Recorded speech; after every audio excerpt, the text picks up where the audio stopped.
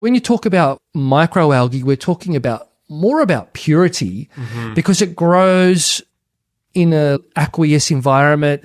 You get other microcontamination, potentially if it's open, not controlled. Like what happened with the AFA at Klamath Lake, right? Yes. I mean, AFA is a great example that Mace brings up. So AFA, an amazing product. Amazing. On a good season where there was no contamination up at Klamath Lakes, it was the bomb.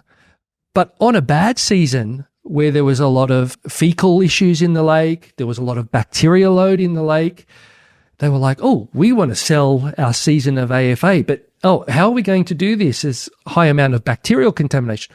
Oh, we now have to clean the AFA, so they have to go through a chemical process to wash off or irradiate, get rid of the bacterial load. So I was like, hang on a sec. Phytoplankton is algae is a different beast because they're so small that if you don't control the production, you can let in something that could be an endotoxin or harmful. And, going back to my whole story, not all phytoplankton are equal.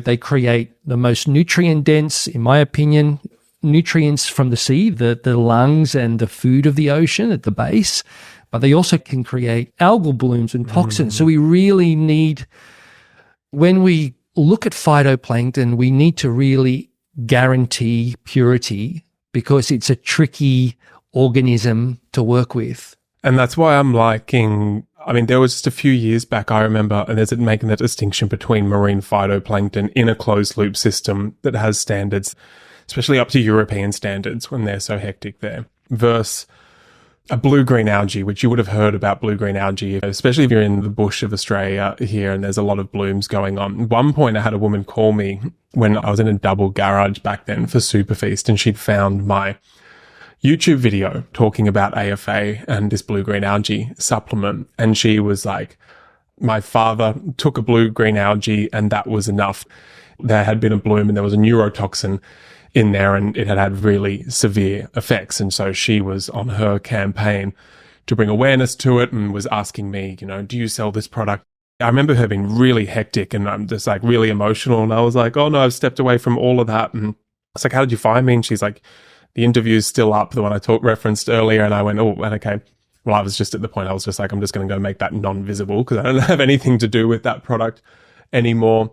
Making that distinction there, because I remember that happening with AFA. And I remember that getting a little bit uncomfortable with that industry. But then, watching kind of a little bit of the throw the baby out with the bathwater with all green powders and all microalgae, which was a shame. And I think is where we're getting to now. Well, as you know, Mace, when you do that deep dive into your field of speciality, we need to be more nuanced. We need to not all omega-3s are the same. Not all phytoplankton is the same. So we really need to critique people. We like people critiquing us because with that critique, with those questions, that lifelong journey of analyzing and learning, there's where the nuggets of knowledge are. And, unfortunately for me, a lot of people misunderstood phytoplankton because they were just going down to the pond and scraping that out, which is super dangerous. Were they really? Yeah, someone said, this was probably one of the more extreme stories. Yeah. But